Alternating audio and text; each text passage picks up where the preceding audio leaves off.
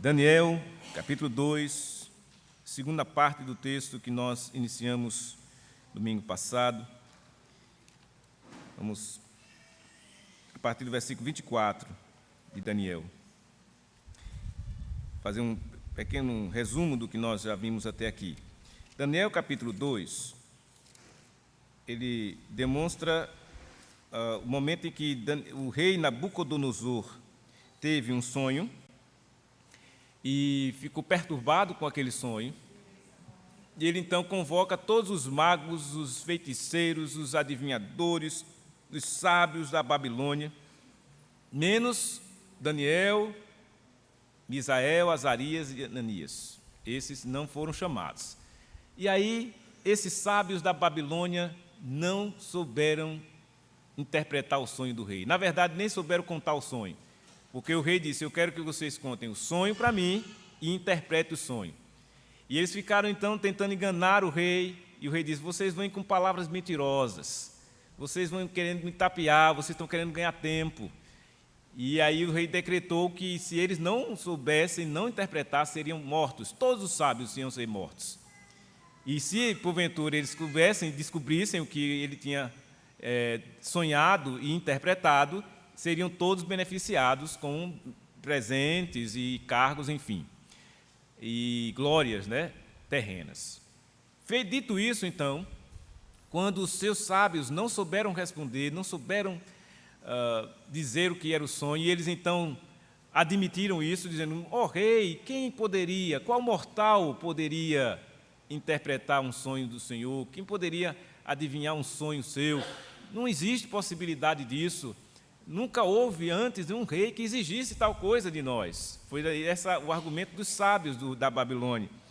E aí nós vimos e percebemos que nessa condição, a sabedoria humana, de fato, ela é falha.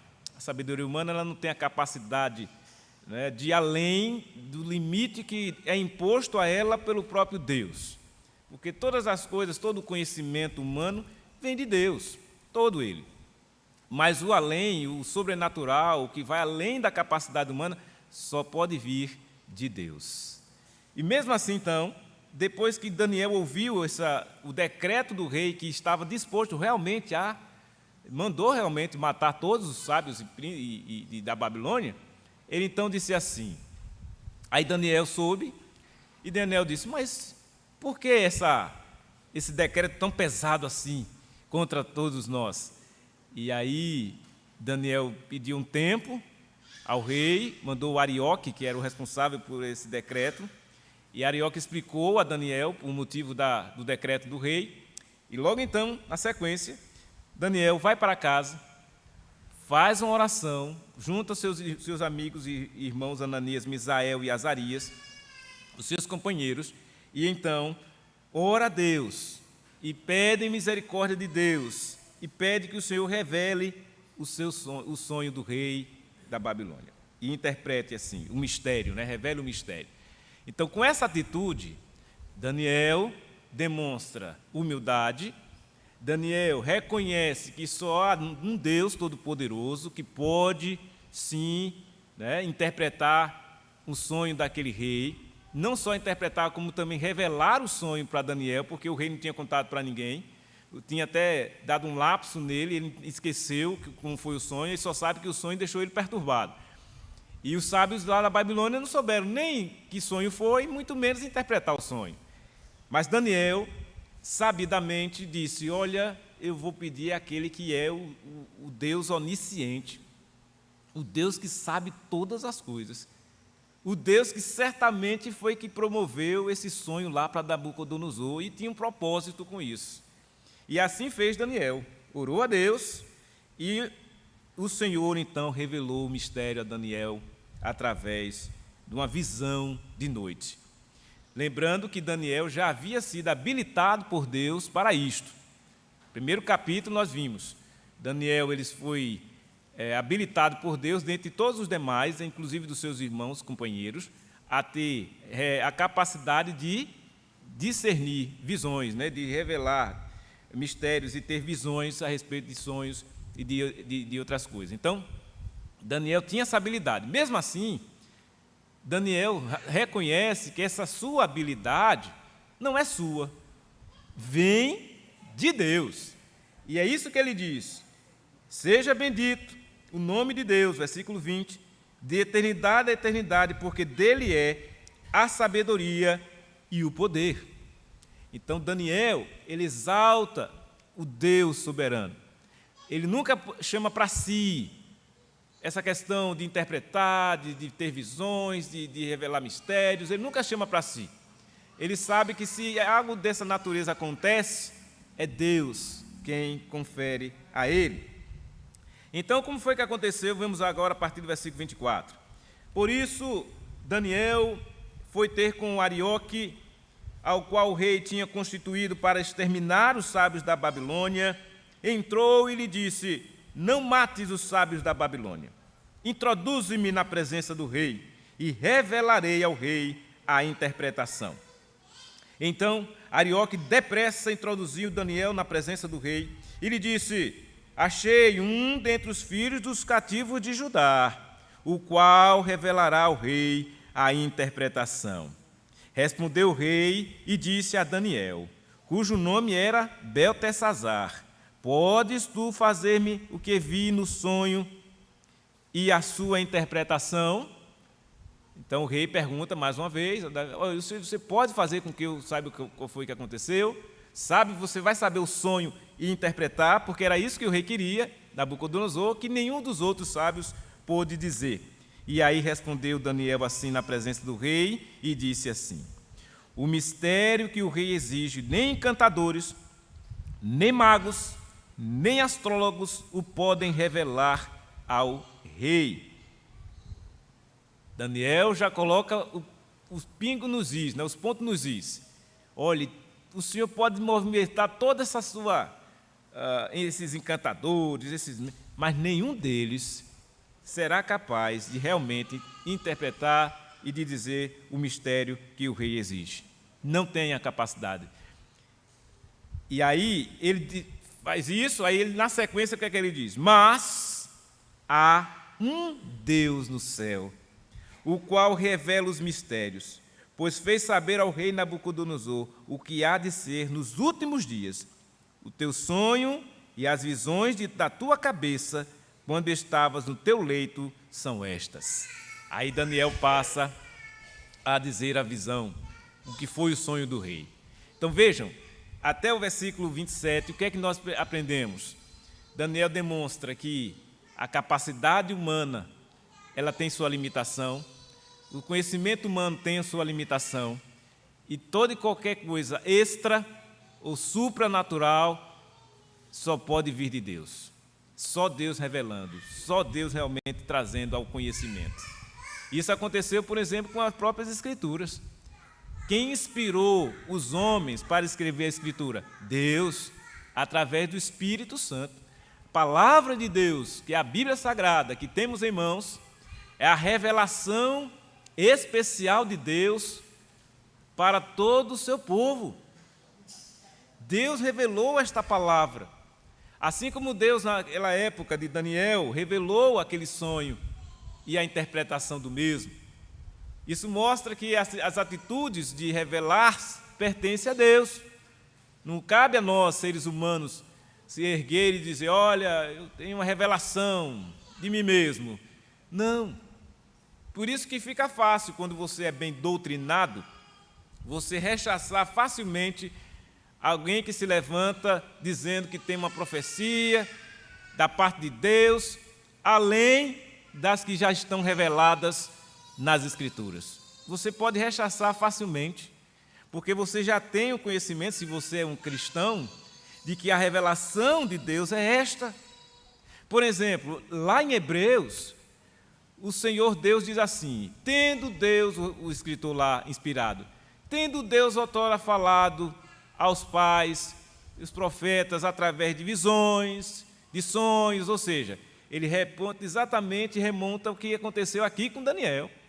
Deus usou visão, usou. Deus usou para Daniel interpretar o sonho, Deus usou o sonho, usou com José. Mas ele diz: pois Deus usou tudo isso lá atrás.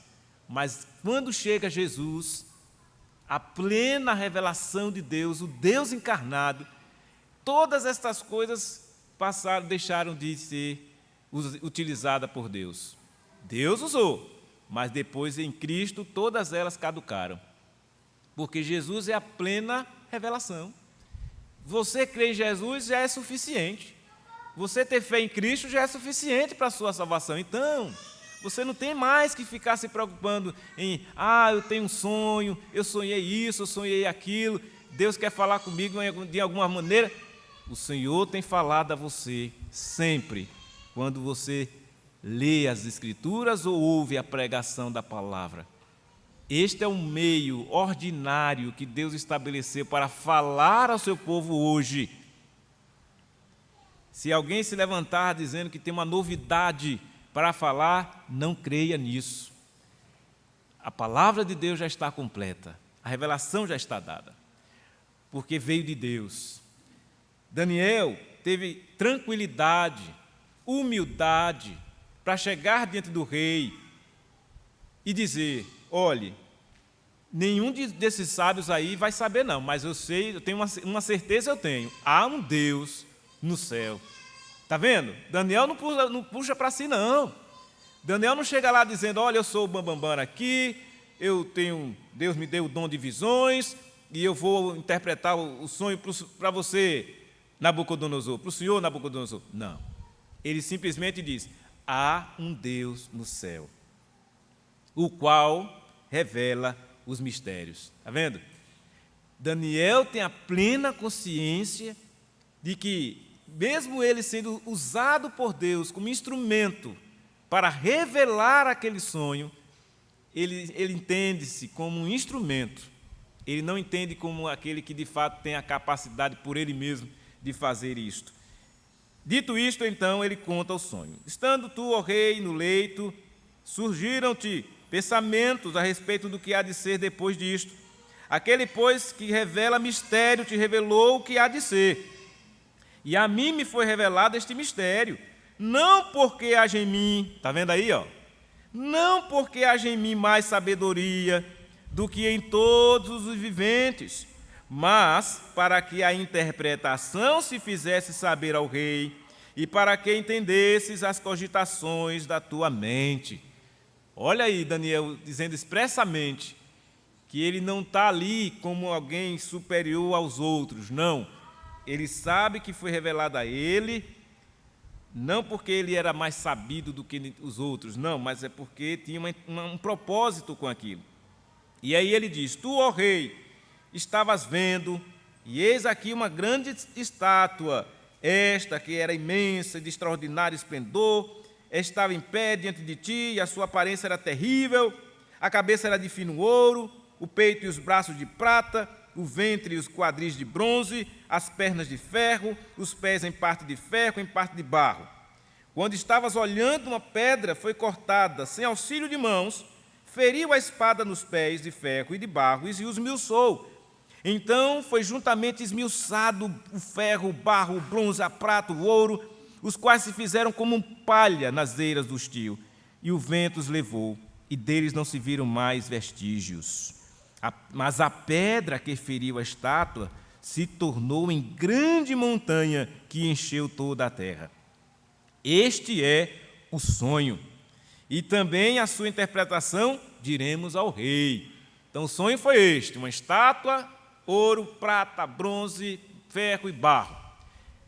Qual foi a interpretação dada então a respeito disso? Ele disse assim, o sonho é o seguinte, tu és rei de reis, e a quem o Deus do céu conferiu o reino, o poder, a força e a glória, a cujas mãos foram entregues os filhos dos homens, onde quer que eles habitem, e os animais do campo e as aves do céu, para que dominasse sobre todos eles, tu és a cabeça de ouro. Então, olha, Nabucodonosor, o ouro aí é você. Você é a cabeça do ouro, Nabucodonosor. Depois de ti, se levantará outro reino, inferior ao teu, e um terceiro reino de bronze, o qual terá domínio sobre toda a terra. O quarto reino será forte como ferro, pois o ferro a tudo quebra e esmiuça, como o ferro quebra todas as coisas, assim ele fará em pedaços e esmiuçará. Quanto ao que vistes dos pés e dos artelhos, em parte de barro de oleiro e em parte de ferro, será esse um reino dividido. Contudo, haverá nele alguma coisa da firmeza do ferro, pois que viste o ferro misturado com barro de lodo. Como os artelhos dos pés eram em parte de ferro e em parte de barro, assim por uma parte o reino será forte e por outra será frágil. E quanto ao que viste do ferro misturado com barro de lodo, misturar-se-ão mediante casamento, mas não se ligarão um ao outro, assim como o ferro não se mistura com o barro. Está aí a revelação. 4 reinos estão sendo revelados aqui. O próprio já de Nabucodonosor e os demais. É o reino Medo-Persa, é o rei da Babilônia, que é o de Nabucodonosor, o rei do Medo-Persa, o reino grego e o reino romano, o Império Romano, que viriam na sequência da história. E, de fato, foi assim. E os demais reinos, ele diz, olha, vai vir reinos fortes e reinos fracos. E, de fato, todos os reinos têm sua fortaleza e todos os reinos têm suas fraquezas. Tem sua força e tem sua fraqueza, porque são humanos. Então, ele está revelando aqui uma situação que ia se dar na história.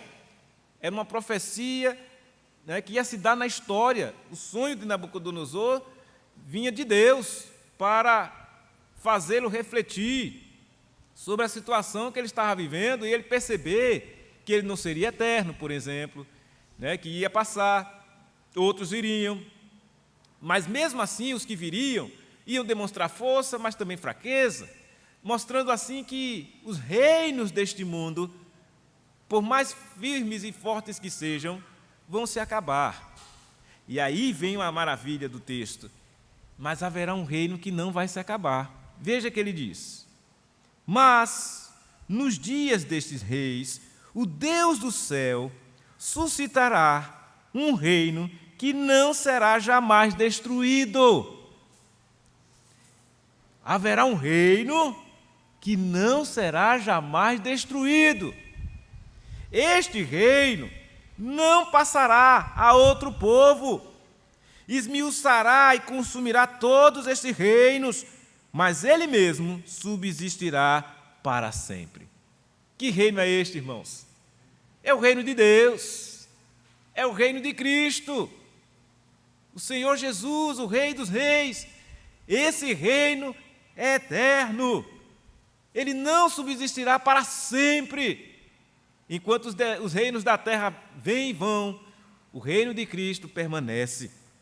E ele diz: como viste que do monte foi cortada uma pedra, sem auxílio de mãos, ela esmiuçou o ferro, o bronze, o barro, a prata e o ouro. O grande Deus fez saber ao rei o que há de ser futuramente. Certo é o sonho e fiel a sua interpretação. Certo é o sonho e fiel a sua interpretação. Olha como Daniel falou àquele rei. Deus, através de Daniel, falou: olha, esse sonho é certo, não tem nada de errado com ele, e essa interpretação também é fiel. E essa interpretação que está sendo dada por Deus. Por isso que ela é digna de inteira aceitação. Não houve, da parte de Daniel, em nenhum momento ele titubeou. Em nenhum momento ele disse assim: olha, eu acho que vai ser assim. Não, ele vai ser assim porque é certo. É fiel, essa é a interpretação. Foi Deus quem mandou dizer. E olhe que ele diz claramente, ele não fica bajulando Nabucodonosor, não. Nabucodonosor, olha, o senhor é a cabeça daqui dessa estátua de ouro, mas vai passar a virar outro, viu? Ele não fica bajulando, porque ele sabe, ele é certo, ele é fiel. Ele diz: olha, Deus está mandando dizer, avisar você, o Deus do céu, que apesar de todo esse reino seu aí, dos demais que virão, vai vir um reino que é eterno, um reino que é superior a todos estes, porque é um reino que está acima de todo reino. Aquela pedra do sonho, que veio, esmiuçou, acabou com tudo, essa pedra apontava para Cristo. Cristo que é a rocha eterna. Mais uma figura de Cristo no Antigo Testamento. a rocha que foi lançada para esmiuçar a estátua ali do sonho de Nabucodonosor era Cristo. Alguns irmãos do passado, reformadores, alguns interpretaram isso como dizendo assim, olha, a pedra seria Maria e tal, e Jesus. Aí os reformadores, não tem nada a ver. Maria tem o seu lugar, foi a mãe de Cristo, a bem-aventurada mãe de Cristo, mas quando ele fala a pedra que veio sem uma mão, hoje não houve uma intervenção humana, é a ideia exatamente do nascimento de Cristo, da vinda de Jesus. É para remontar exatamente aquele que viria para nascer futuramente, como o Rei dos Reis, o Senhor Jesus, por obra do Espírito Santo. Não foi, o ventre de Maria foi o instrumento, Deus usou mesmo, a bem-aventurada Maria, a Maria que louvou a Deus e exaltou o Senhor no seu ventre. Ela disse que minha alma engrandece ao Senhor e meu espírito se alegra em Deus, o meu Salvador. Maria disse isso. Então ela jamais tomou para si algo de dizer assim, olha, eu agora vou tomar parte aqui na divindade porque eu tive que trazer Jesus ao mundo. Não. Ela se vê como instrumento na mão de Deus. Isso é típico de todo servo. Todo servo, toda serva de Deus, ela nunca se exalta, eles nunca se exaltam. Eles sempre devem, olha, é Deus, foi Deus quem fez. Eu fui usado por Deus, eu estou aqui à disposição. Se o Senhor queria usar a mim, a você e cada um de nós aqui como servos dele para executar a sua obra, louvemos a Deus e glorifiquemos a Ele. Nunca devemos puxar para nós essa coisa do humano, né? O humano que gosta de aparecer, o humano que gosta de se exaltar. Não, isso não combina com o Evangelho, não combina com a graça de Deus, não combina com a humildade que é natural daqueles que são chamados por Deus para servir a Ele. Por isso que aquele que é servo, ele nunca quer ser exaltado e nunca briga por exaltação alguma. E Jesus, dando a lição de humildade, diz, olha, o que se exalta, ele será humilhado, mas o que se humilha vai ser exaltado, porque vai ser glorificado e vai para o céu juntamente com ele. Então, na parte final do texto, então, Nabucodonosor, ele se inclinou, versículo 46, o rei se inclinou, Nabucodonosor, e se prostrou o rosto em terra perante Daniel, e ordenou que lhe fizessem oferta de manjares e suaves perfumes. Nabucodonosor, o idólatra. Daniel interpretou o sonho e se inclina para Daniel e manda oferecer manjares e suaves perfumes. Isso era típico de quem? De idólatra, que oferece, alguém se colocando, olha, estou reconhecendo a sua condição. Mas disse então o rei a Daniel, olha o que o rei disse, certamente o vosso Deus é o Deus dos deuses, e o Senhor dos reis, e o revelador de mistérios, pois pudeste revelar este mistério.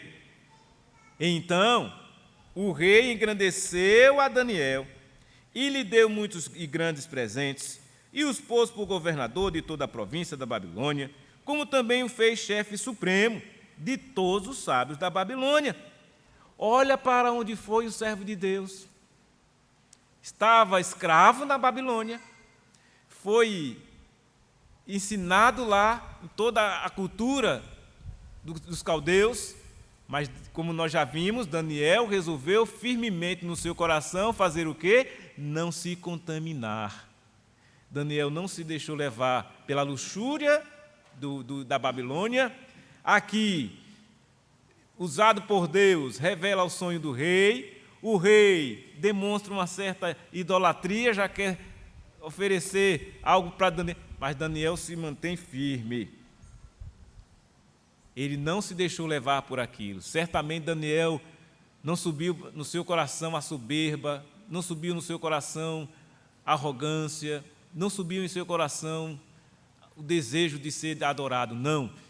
Ele sempre apontou para Deus.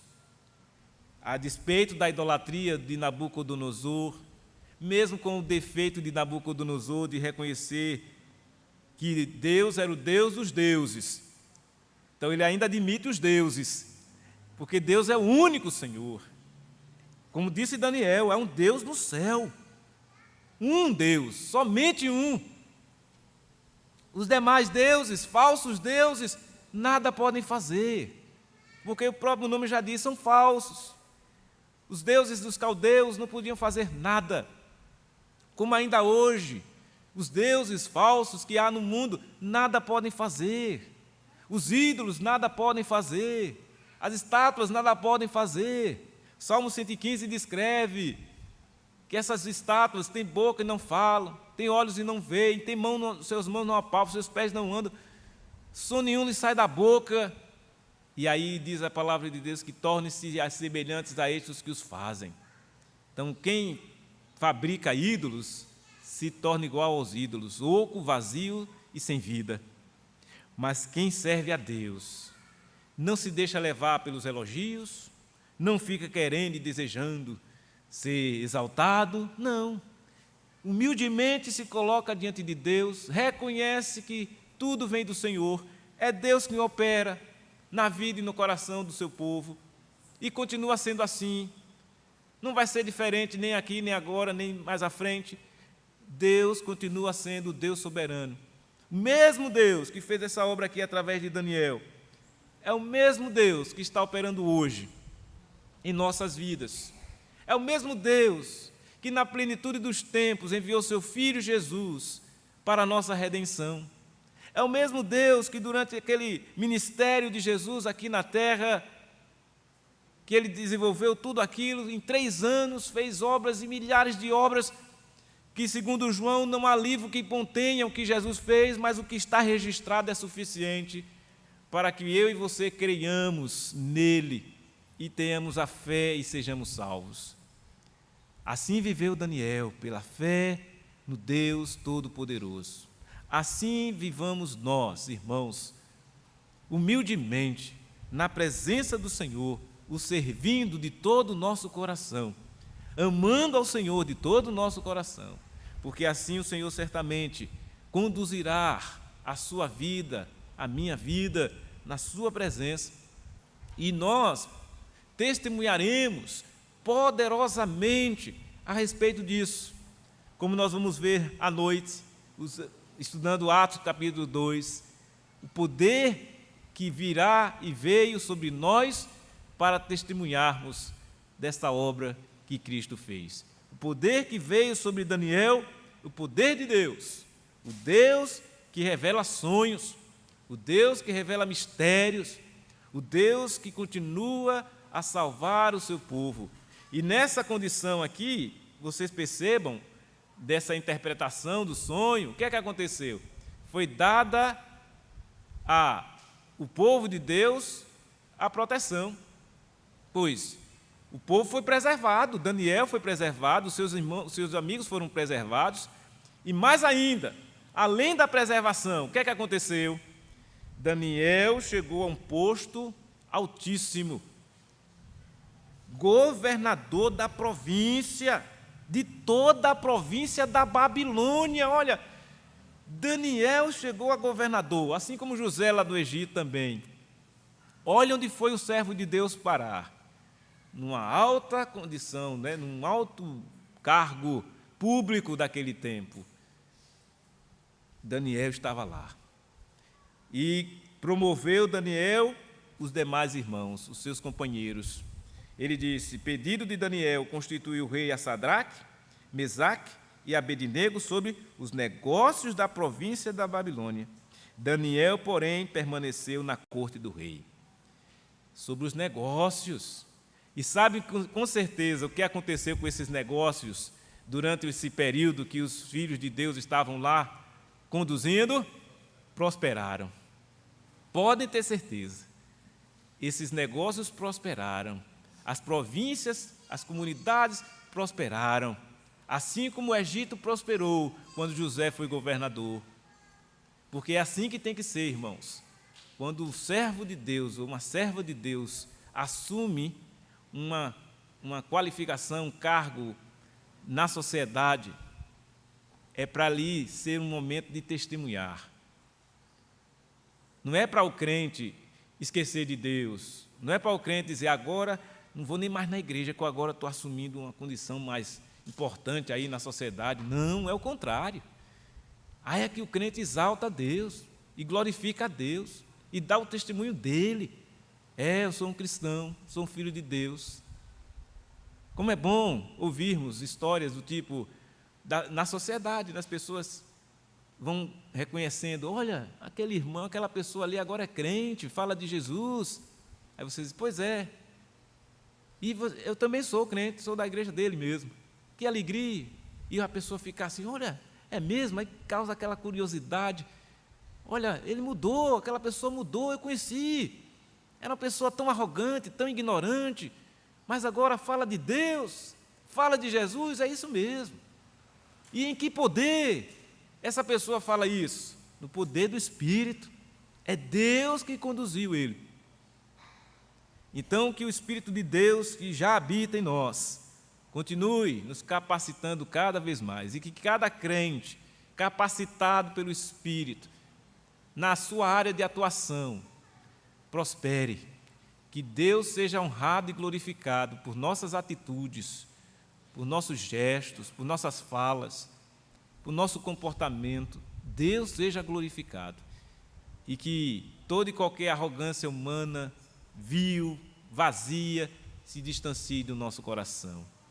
Que assim o nosso Deus se agradará de nós e assim nós também estaremos sendo agradáveis a Deus. Que Deus abençoe as nossas vidas e que continuemos como igreja, a viver essa vida maravilhosa na presença do Senhor, o servindo com toda alegria e satisfação. Oremos a Deus. Ó Pai, nós louvamos e bendizemos o Teu nome. Agradecidos somos, ó Pai, pela Tua graça em nossas vidas. Obrigado ao Senhor por tudo que o Senhor tem feito por nós e por isso estamos alegres.